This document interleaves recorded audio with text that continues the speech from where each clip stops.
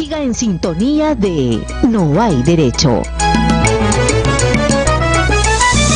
No hay derecho, no.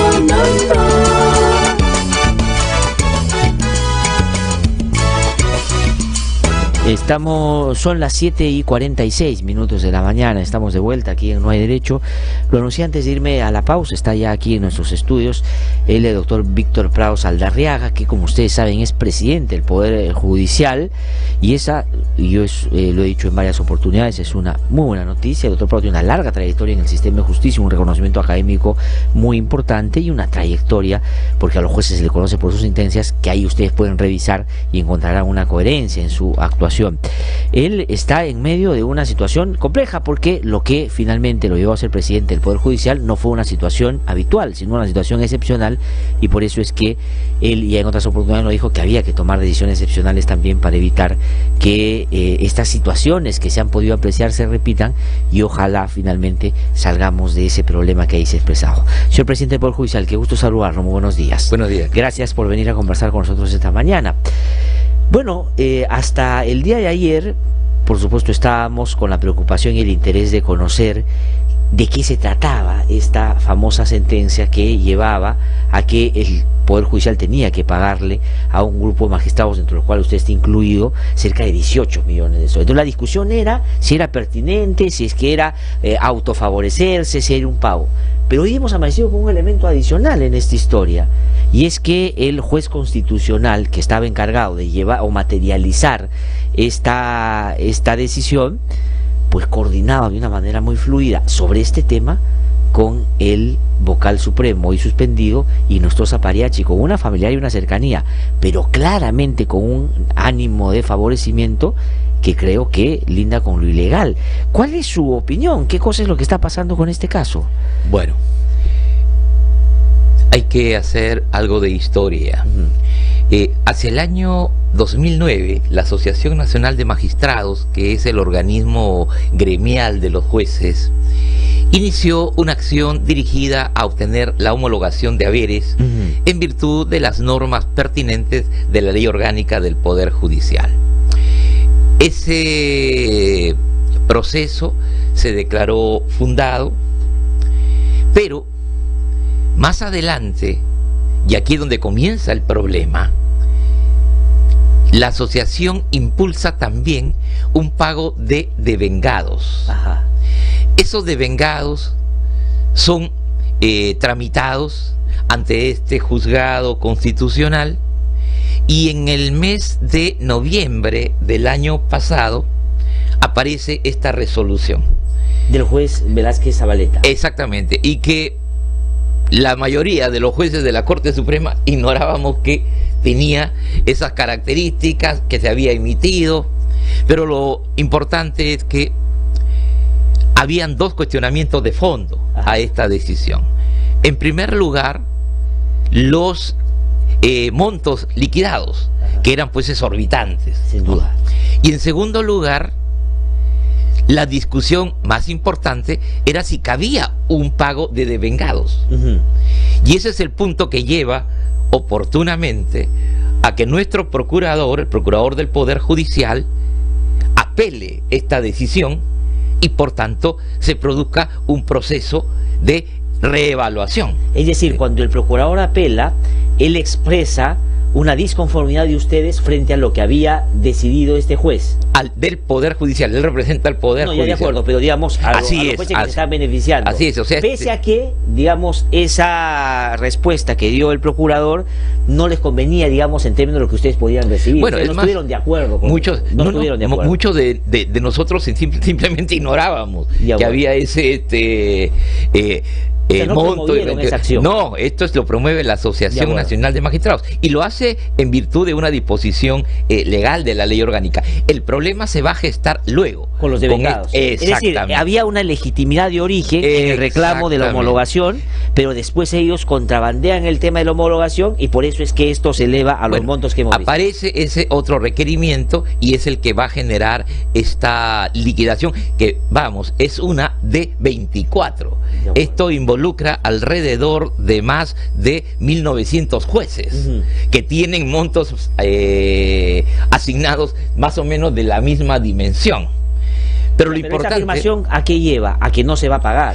De ninguna manera. O no se va a pagar ahora y se puede pagar después. Vamos, el Estado tiene sus propias reglas para la deuda pública. No es que se pague a una persona 1 millón así directamente, no. Si es que se tiene que pagar, el Estado lo que hace es una especie de prorrateo bastante disminuido en cuotas, ¿no? O sea, un prorrateo muy pagos bastante casi simbólicos, y eso lo que hace es lo mismo que ocurre con nuestros cesantes. Sí, es lo que se llama la deuda social, ¿no es cierto? Que tienen todos los sectores. ¿A dónde voy? Pero una cosa es, doctor Prado, para que nuestros oyentes tengan clara la figura, que no se va a pagar ahora porque el Estado tiene una lógica de pagar en partes, a veces, como usted dice, muy diminutas, o es que no se va a pagar nunca, porque ahí entra el otro elemento. Exactamente. Porque el señor Velázquez Zavaleta, que da esa sentencia para que paguen devengados, resulta que conversaba con alguien que sí estaba interesadísimo en que le paguen, que es el señor de Sosa Pariachi. Yo quiero señalar, y ayer lo dije públicamente en 2 emisoras,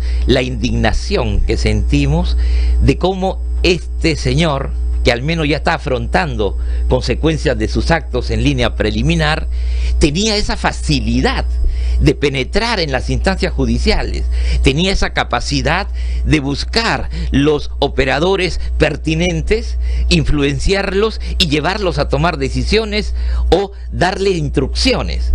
Es por ello que ayer hemos dispuesto de manera inmediata que la Oficina de Control de la Magistratura hoy inicie investigaciones en torno a este magistrado. Pero lo que es más importante, y es para la ciudadanía en especial, eso no se va a pagar porque es un proceso que está en este momento en revisión, y con los antecedentes, con todas las cosas que estamos aquí observando, yo entiendo que van a surgir consecuencias muy claras en contra de este tipo de actuaciones. Doctor Prado Saldarriaga, por la experiencia que usted tiene, digamos, de que es una trayectoria amplia y larga en años también, estos elementos que se han podido conocer a través de estas negociaciones, porque no son conversaciones, son negociaciones con el propio Hinojosa Pariachi, que iba a ser uno de los beneficiados de esta indemnización, ¿esto hace que eso pueda devenir en nula?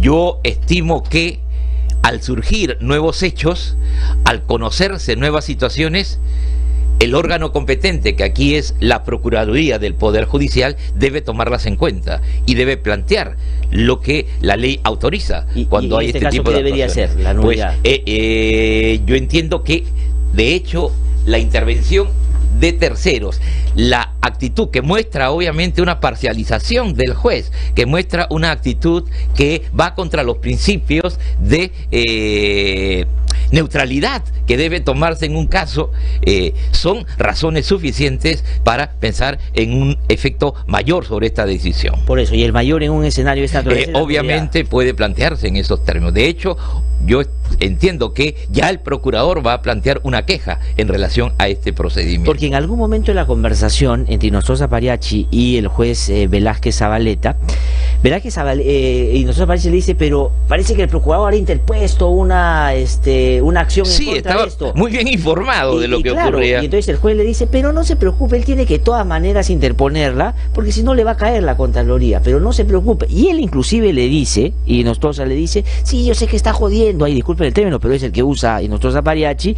pero el otro le dice, no se preocupe, o sea, no va a pasar nada. Sí, muestra una actitud de sobrepoder, esto es, que tiene todo bajo control, que puede, si se quiere, superar los mecanismos de evaluación de las decisiones que implican una apelación. Sí, por ende, la indignación que a nosotros causa este tipo de diálogo. Pero vamos, es una muestra más de todo lo que ya hemos conocido, una actitud de interferencia, una actitud de infiltración.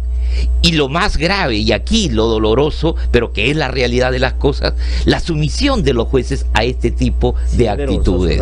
¿No? Ahora, doctor Prado Saldarriaga, ¿y Hinojosa Pariachi ha perdido ese poder que tenía ya en el Poder Judicial?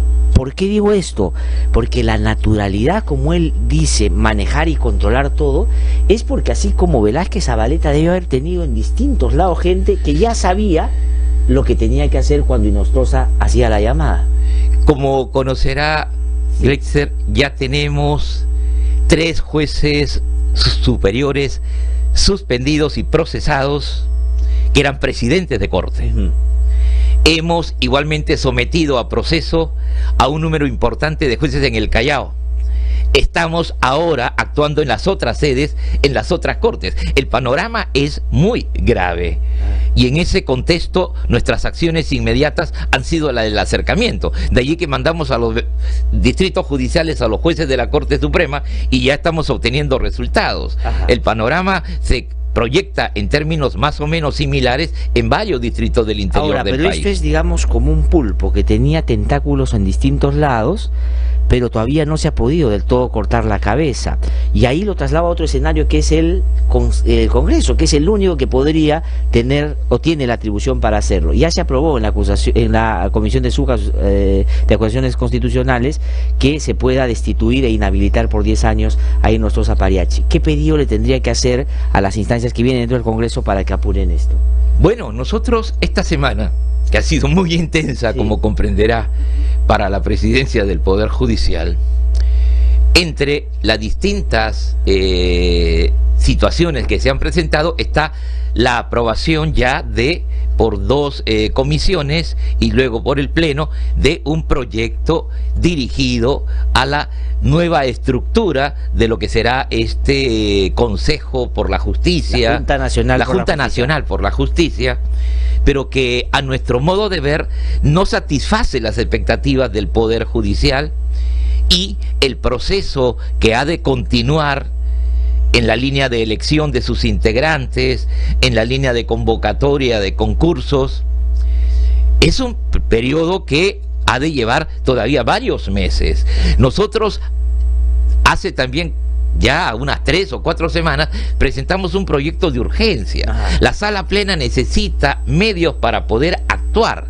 Ese pedido de poder suspender a magistrados de la Corte Suprema, sean titulares o provisionales, a los miembros del Consejo Ejecutivo, al menos en un régimen transitorio, mientras actúa el Congreso, mientras actúa el Ministerio Público, es una necesidad urgente. Pero no se oye, ¿no? Porque yo entiendo que quizás la coyuntura que ha generado todo este debate entre Ejecutivo, Legislativo, ha puesto quizás poco encubierto nuestro pedido, pero desde aquí yo vuelvo a solicitarlo, y si es posible haremos una reiteración oficial.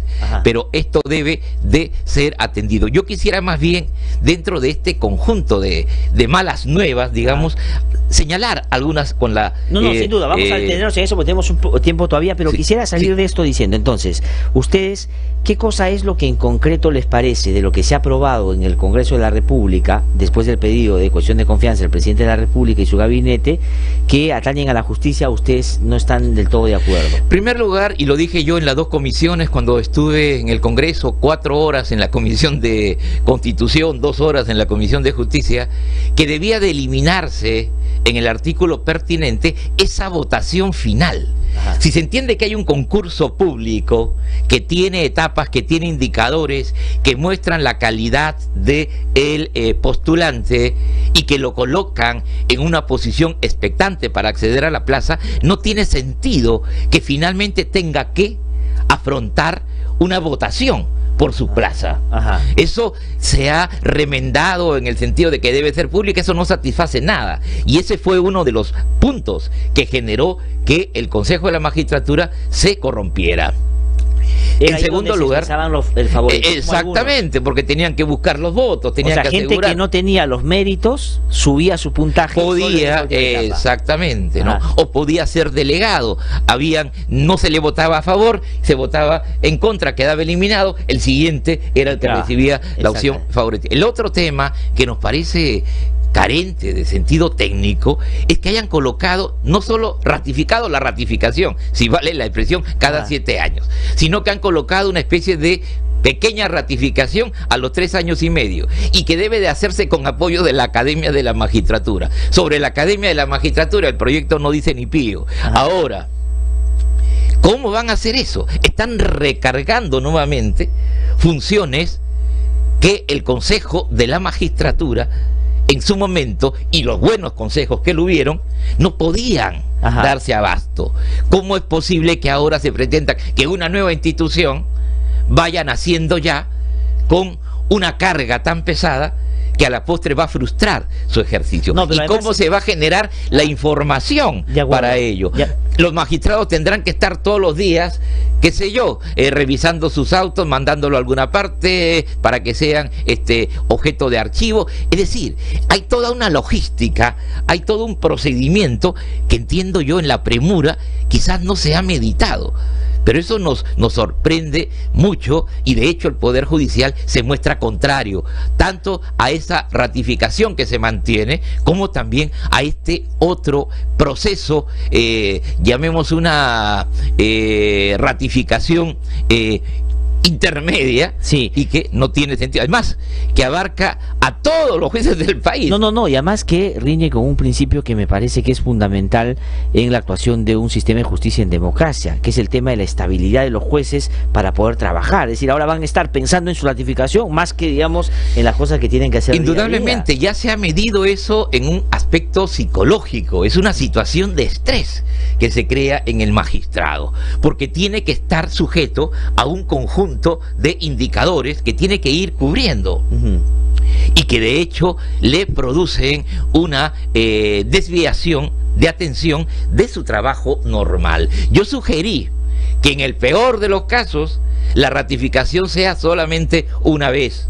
Es decir, el magistrado que ingresa pues tiene un periodo que puede ser de 5 años, a los 5 años se le ratifica, y de allí adquiere ya inamovilidad, adquiere ya permanencia en el cargo. Claro, salvo que cometa algún hecho que, digamos, en cualquier momento se produce y lo puedes destituir por eso. Exactamente. Como pasa en otros países. En otros países no hay ratificación. Y es un tema disciplinario. No, en otros países no hay ratificación. Entonces, ¿qué pasa? Hay un sistema de control permanente que, claro, se identifica algo que está por fuera de lo que establece el comportamiento del magistrado o la ley y simplemente se sanciona. Pero claro, aquí han acotado. ¿Y la conformación de esta nueva junta le satisface al Poder Judicial? ¿Le parece que es lo correcto?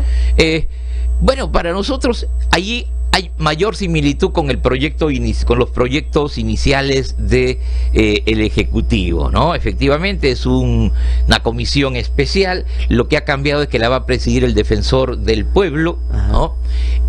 Pero lo que se ha tratado de cubrir es la participación ciudadana, ¿no? La participación de la sociedad civil. ¿Te parece satisfactorio con las Yo creo que han optado por la vía más, llamemos, formal, ¿no? Es decir, que sean los rectores de universidades del más alto nivel académico y con una trayectoria histórica que asegura que son centros sólidos y por ende sus autoridades tienen una representatividad. Yo creo que en lo que se podía esperar, al menos allí hay una apertura. Ahora, en el caso de, por ejemplo, la participación de 3 integrantes de esta comisión que son designados por el Congreso, ¿no hay el riesgo también de que pueda haber una interferencia, si uno quiere, ahí también? Porque el presidente del Poder Judicial, el Defensor del Pueblo y el Contralor son elegidos por el Congreso de la República.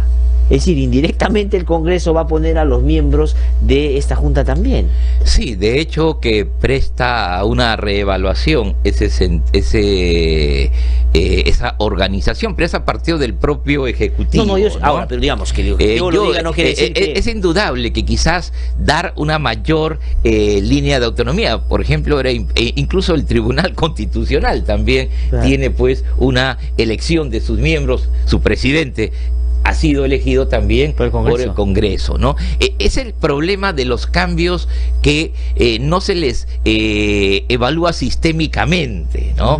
Y entonces allí pues se encuentran estas aristas, estos riesgos para unos, y que yo creo que en la lógica del referéndum que ha de venir es importante el esclarecimiento de la población a fin de que quizás esto pueda tener algún tipo de enmienda. ¿Le queda claro o tiene alguna duda que el pedido del Ejecutivo al Congreso, que ya fue aceptado en la confianza que este le ha otorgado hace unos pocos días, incorpora, digamos, claramente de que todo tiene que aprobarse hacia determinada fecha, el 4 de octubre, para que el referéndum se haga este año, o cree que eso está en duda y que podría ya ser el próximo año? Yo creo que lo que está avanzado, obviamente, es el tema de la Junta Nacional por la Justicia, ¿no? Porque el otro tema, por lo que sigo a través de los medios de comunicación, pues hay posiciones todavía menos homogéneas, ¿no? Quizá la salida sea en torno al tema de la bicameralidad, el aceptarlo, pero no definir número de integrantes, tanto de la Cámara Baja como de la Cámara que se puede hacer Alta. vía desarrollo constitucional. Claro, ¿no?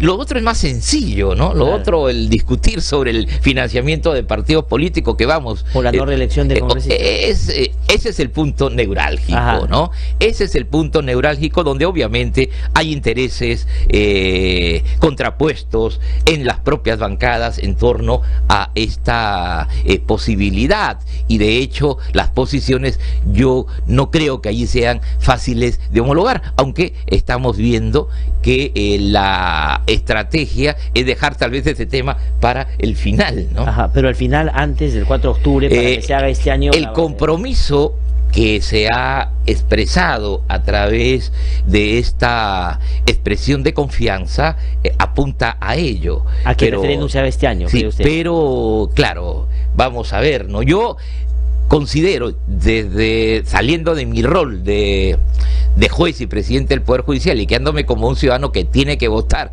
en el referéndum, yo creo que lo más probable es que lleguemos con solo 3 de estos temas. O sea, ¿cuál cree que se va a quedar fuera? Yo pienso que el de la reelección. Por intereses propios de los congresistas. Por el ser un tema estrictamente bastante político, ¿no? Y que va a demandar, creo yo, más debate. ¿Y eso le parece que estaría bien al margen de que se produzca, o debería hacerse refuerzo para votar todo? Bueno, el tiempo de los políticos, como lo hemos visto además a través de todos estos procesamientos que se hacen de las personas implicadas en los audios, pues es muy diferente del que... anima o motiva a la ciudadanía, o en este caso, por ejemplo, también al Poder Judicial. Solamente para terminar, ya se aprobó la acusación en la Subcomisión de Acusaciones Constitucionales de Hinojosa Pariachi. ¿Qué cosa diría usted que el Congreso tiene que hacer?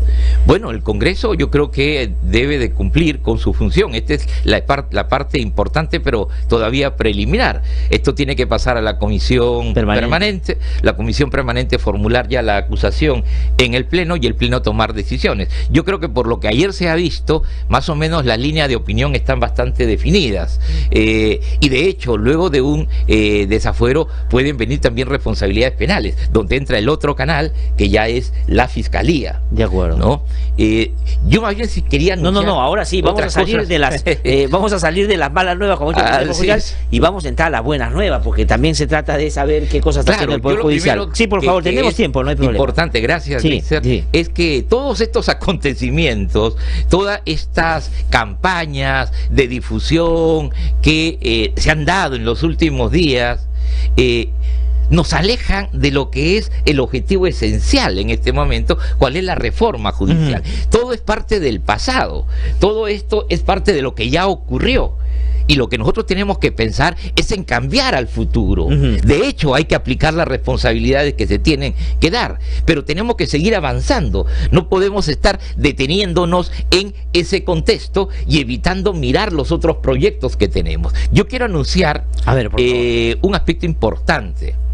Con los sindicatos del Poder Judicial tenemos una tarea pendiente, ¿no? Que ayer justamente ya hemos delineado para su implementación, y que está vinculada con la nueva escala salarial de los trabajadores. ¿Qué significa eso concretamente? Es decir, ya no, los trabajadores han obtenido a través de una ley la configuración de una nueva escala laboral que coloque sus remuneraciones con los estándares propios de la función que les toca desempeñar y que cumplen otros organismos del Estado. Ahora, hay que constituir una comisión justamente para trabajar esos montos. Ya en el presupuesto el requerimiento económico de el pago del primer tramo correspondiente a esta nueva escala está asegurado. La gentileza y comprensión del ministro de Economía, del primer ministro, llevó a que en el proyecto de presupuesto estén allí los 240 millones que se necesitan para esto. Es decir, se va a cumplir con completamente, lo que se ha acordado y eso es lo que quiero yo anunciar a los trabajadores también.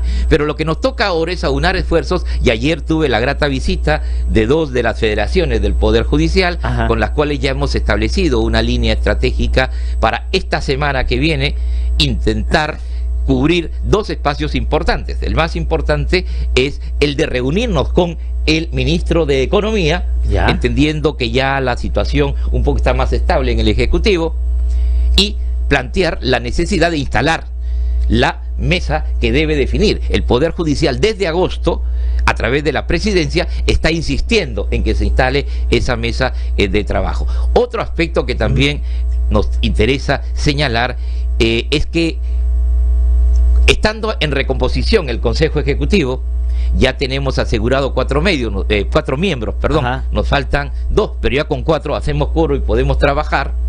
Es cubrir la reglamentación para una vieja aspiración de los trabajadores. ¿Cuál es? Que es que al adquirir un periodo de permanencia en la institución de 15 años puedan acceder a una bonificación. Esto que existe en la ley se ha quedado en el vacío práctico, porque se argumentó en diferentes actividades, incluso se judicializó en su momento, que se requiere un reglamento, y por razones que no conozco, no se hizo el reglamento nunca se hizo ese reglamento. Así que una de las cosas que vamos a hacer, reinstalando las funciones del Consejo Ejecutivo del Poder Judicial, es ese reglamento. Ahora, la consecuencia práctica de eso es que se va a pagar la bonificación que es 15 años justa, de trabajar. Exactamente. ¿Qué es lo que viene reclamando el sindicato hace tiempo? Así como los trabajadores públicos tienen sus quinquenios, también los trabajadores, y eso se ha ignorado. Así que eso lo vamos a hacer de inmediato. Y hay otra noticia que sí nos preocupa y que tenemos igualmente que de algún modo comunicar. Hay una crisis en la derrama judicial. Una crisis que tiene varias manifestaciones: problemas de administración, problemas de captación de recursos, y que ha llevado a situaciones extremas.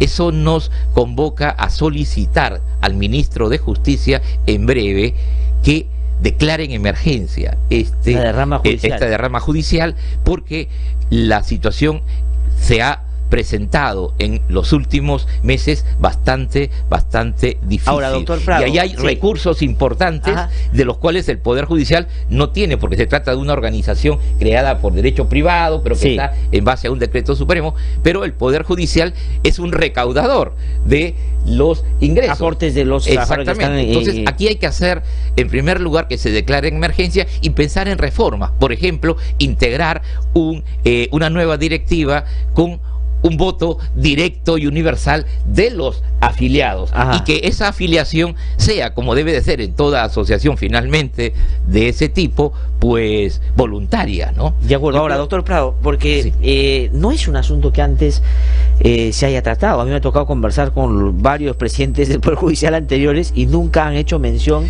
a la derrama judicial. Es más, disculpe usted mi ignorancia, que muchos de los oyentes yo no sabía que existía. O sea, lo que quiero decir es, entonces, ¿cuáles son los problemas que se han expresado ahí, que están aportando, pero esto no está siendo funcional para lo que el decreto manda? En este momento, por ejemplo, las cuentas están congeladas, ¿no? Porque hay en línea fáctica 2 directivas. Ya entiendo. Y hay una situación grave de desentendimiento entre estas, y eso genera para el Poder Judicial un problema práctico. ¿Y el Ministerio de Justicia por qué tendría que intervenir? Porque todas las derramas son creadas a través de decretos supremos y están bajo supervisión del Ministerio de Justicia. Por ende, nosotros vamos a llevar también con los trabajadores, con los sindicatos con los cuales ayer hemos tratado, pues una propuesta de que se declare en emergencia, se hagan las auditorías que deben de hacerse, y de hecho se finalmente cambie la reglamentación para democratizar esa institución, donde la Corte Suprema tiene también un representante. Ajá, de acuerdo. Ahora, doctor Prado, entonces esto significa que ya han logrado encauzar una relación con el sindicato que puede terminar buscando resolver la agenda que ellos han venido Que planteando. es lo pertinente en una coyuntura de crisis. Por ende, Ajá. nosotros, toda esta campaña de los últimos días, Ajá. que está en conexión con esta información sobre las cifras millonarias, Sí. tenía relación indirecta con esta situación de desentendimiento con los trabajadores, que obviamente sale una noticia de esta y inmediatamente dicen, pero caramba, a nosotros no nos aumentan los sueldos, Sí. y aquí se van a pagar millones. Ahora, digamos, es probable también, como ha pasado en otros momentos, que los propios miembros del sindicato han contribuido un poco a visibilizar con eso un problema que legítimamente están reclamando. Claro, el asunto es que con eso generan un problema mayor, pero que ahora, dice usted, ya se ha encauzado. O sea, Claro, ya hay un porque, acuerdo con los dos y federaciones. sí, ayer, Glexer, yo para ya un poco zanjar con Sí, esto, sí, sí. vamos, sin conocer lo que iba a ocurrir con los audios que se propagaron más tarde, emití un comunicado oficial Sí. de la presidencia, Sí. y en ese comunicado centramos qué es lo que iba a hacer y que nuestro objetivo esencial está, si es en el plano presupuestal, dirigido a asegurar el pago de los incrementos laborales de nuestros trabajadores. Esa es la verdadera intención. Y además hice una convocatoria a todos los trabajadores. La crisis no solamente de los jueces, es del sistema, es del Poder Judicial, y todos tenemos que aportar nuestro interés, nuestro trabajo por salir de ella. Yo confío que con esto abramos una nueva etapa que nos permita no solo paz laboral, sino esfuerzo conjunto por lograr los cambios que esperamos. Sí. Por lo demás, en la línea de las reformas que estamos anunciando, ya hemos presentado al Congreso de la República el proyecto sobre Consejo de la Magistratura, que hemos dicho no ha sido siquiera tomado en cuenta. Ahora, porque lo que se va a llevar al referéndum es lo que ya se aprobó. O sea, ya no hay Exactamente, posibilidad de ya no hay modificar. más que solamente hacer estas evaluaciones críticas. Ah. Pero sí tenemos el otro, el de la Autoridad de Integridad y Control, Ajá. que tampoco nos parece algo difícil de hacer, y también el tema de el Consejo Nacional por la Reforma de la Administración de Justicia, que tampoco es algo complicado. Aquí quizás la estrategia o la premura o los tiempos han llevado a que esos otros importantes proyectos queden de lado. Y yo he insistido, y también está nuestro proyecto sobre la democratización de las elecciones del Poder Judicial. Pero ahora con la nueva conformación de esta Junta también se cae uno de los puntos que ahí ustedes planteaban, que era que el representante del Poder Judicial que va al CNM sea también elegido por los jueces Yo de creo todas que las instancias. si algo hay que rescatar Sí.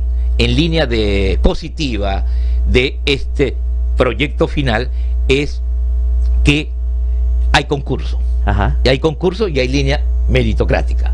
Sí. Pero todo se desinfla cuando viene esa votación final de quién va a ser elegido. Sí, que hay la posibilidad de un margen de discrecionalidad que no es el correcto. Tres otras preguntitas muy breves, Encantado. por favor, doctor Prado, agradeciendo la gentileza, por supuesto, de haber venido a conversar con nosotros.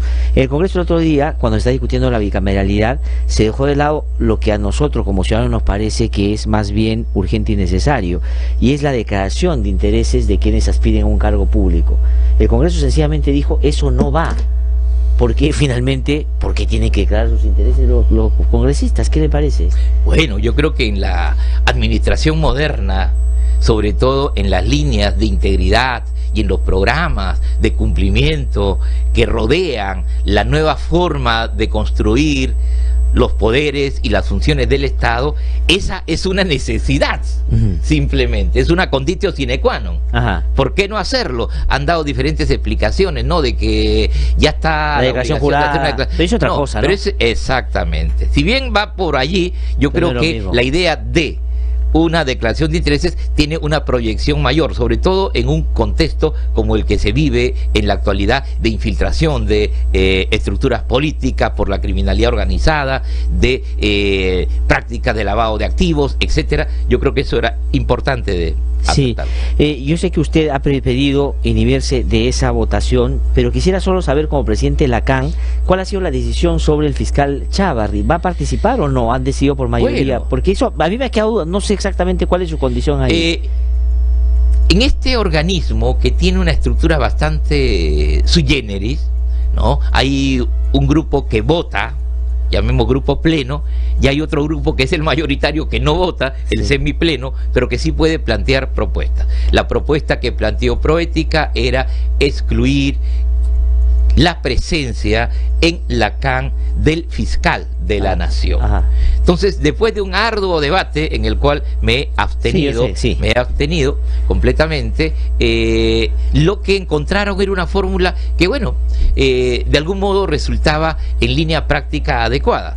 Es decir, se decide que el fiscal de la Nación con nombre y apellido no está allí, pero sí está el Ministerio Público con otra persona. De acuerdo. Porque era coherente de que en un documento, en un organismo como la CAN no esté la Fiscalía. No, sin duda. Exacto. O sea, lo que se ha hecho es que él como persona no puede participar, pero un representante sí. Esa es la decisión. Eso es lo que no me queda claro. Y la última, para terminar, después de la cuestión de confianza, del otorgamiento de la misma, en ese interín, Keiko Fujimori salió a decir de que no estamos para golpes de Estado, dando a entender, daría la impresión de que lo que ha hecho el presidente con la cuestión de confianza se parece a eso, y se ha dicho que esto puede ser parecido a lo que hizo Fujimori el 5 de abril, si es que se concretaba el cierre del Congreso que está en la Constitución establecido.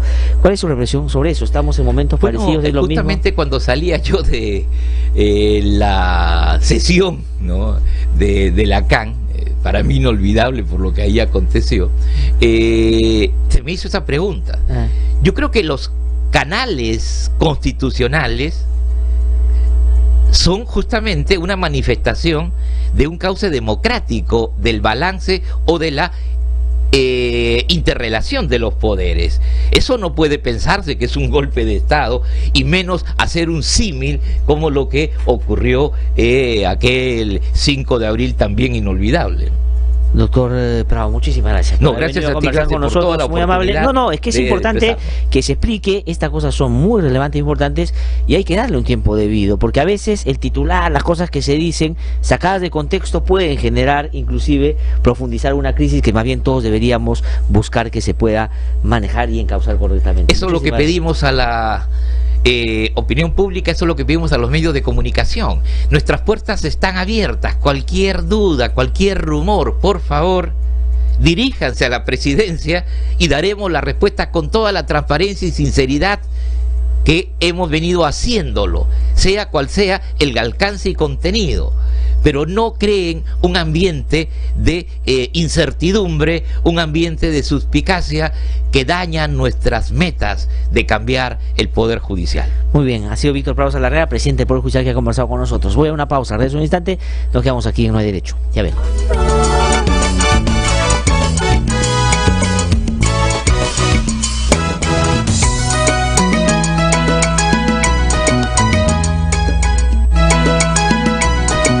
Ya regresamos en No Hay Derecho. No hay derecho, no.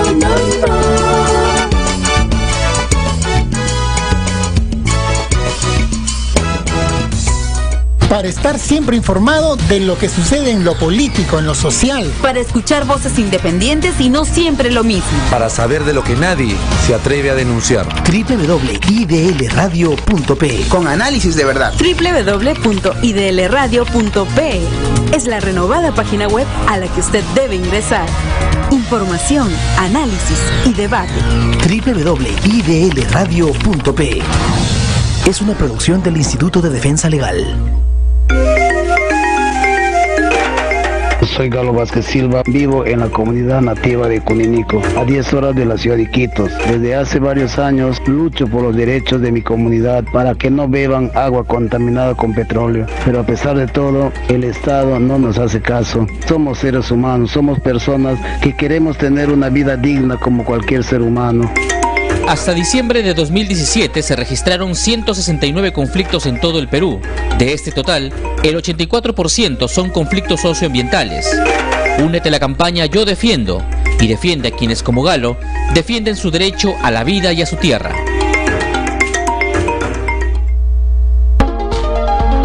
¿Sabías que la falta de transparencia en el sistema de justicia crea riesgos que favorecen la corrupción? Por eso, es muy importante publicar las sentencias y los procedimientos judiciales, así como lo que ocurre en la gestión, como las licitaciones, las contrataciones o los traslados de personal. Más información en www.justiciaviva.org.pe.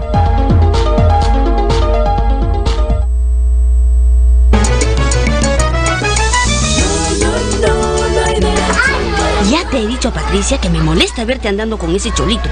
Mira nomás, mira esa traza. Además, chato, pelo trinchudo. Misio todavía. Ay, mamá, no exageres. Además, solo somos amigos. Sí, solo amigos, ¿no?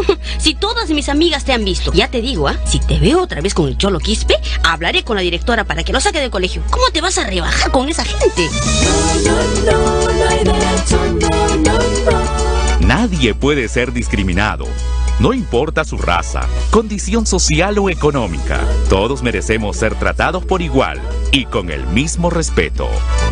Porque no hay derecho. Es un mensaje de IDL Radio, Justicia Viva y esta emisora.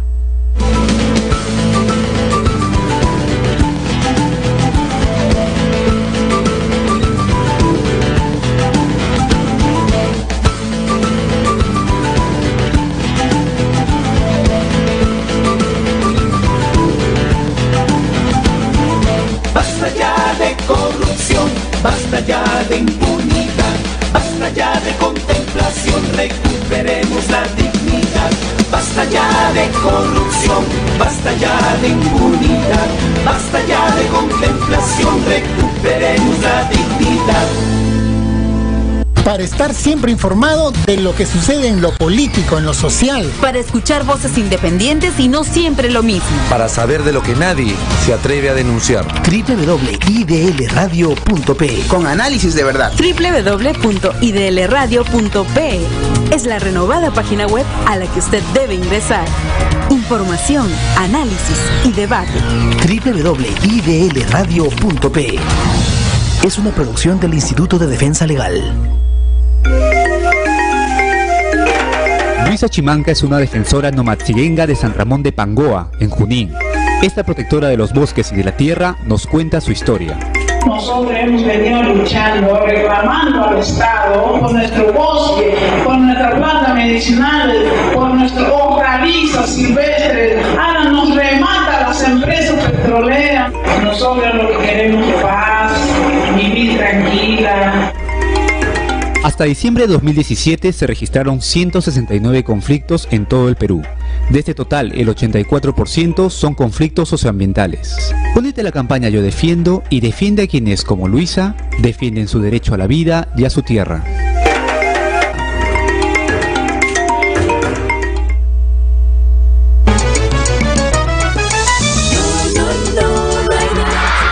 Profesor, no se olvide pues de pasar de año a mi hijito. Pero señora, el pobre Juanito está mal en varios cursos. Es por su bien. Mire, profesor, voy a ser franca, ¿ya? Mi hijo no puede perder todo el año. Aquí le he traído este carnerito. Estoy segura le va a servir. Bueno, Pero no se olvide de hacer pasar de año pues, a mi hijito.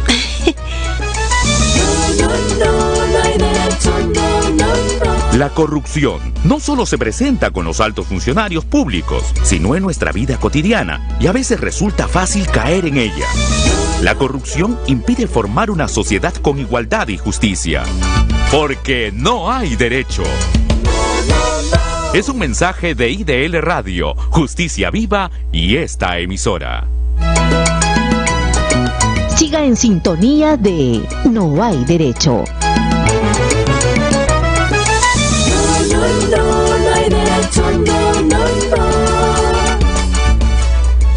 Estamos de vuelta en No hay Derecho, son las 8:29 de la mañana y hay otros temas que comentar. En un ratito va a venir a conversar con nosotros Rolando Luque, él es defensor adjunto en todos los temas vinculados a los conflictos sociales y gobernabilidad, tiene una larga experiencia en este tema y nos va a hablar de un evento que acaban de desarrollar y de la presentación del último informe que da cuenta de que hay una tarea pendiente ahí todavía para tratar de hacer que de los conflictos sociales que se presentan, buscar una oportunidad para en serio abordar lo que en el fondo estos están expresando. Pero en un ratito que él se venga a la radio vamos a poder profundizar con él en estos temas. También, como ya le decía al presidente del Poder Judicial, y lo comentaba más temprano, el día de ayer se aprobó en la Subcomisión de Acusaciones Constitucionales la acusación contra Cesarino Sosa Pariachi y los miembros del Consejo Nacional de la Magistratura, que incorporan,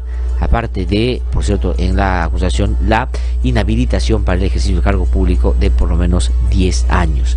Esto, por el procedimiento que hay en el Congreso, así está establecido en el reglamento, tiene que pasar a la comisión permanente, donde votan solo aquellos que no están en la Subcomisión de Acusaciones Constitucionales, y una vez que ahí se apruebe la acusación, ya pasa al Pleno para obtener los votos necesarios y que esto de una vez por todas se resuelva. Y el presidente del Poder Judicial ha hecho bien en hacer notar algo que viene exigiendo hace ya 4 semanas, de que le den facultades para poder suspender temporalmente a jueces de máximo nivel, pero de otros niveles también, que están inmersos en actos que claramente son delictivos. No pueden hacerlo, y por eso es que el Congreso debería también, en ese sentido, pues encaminar ese pedido como corresponde. También el presidente del Poder Judicial ha hablado de sus desacuerdos con el proyecto aprobado en el Congreso en torno a la conformación y a la estructura, y sobre todo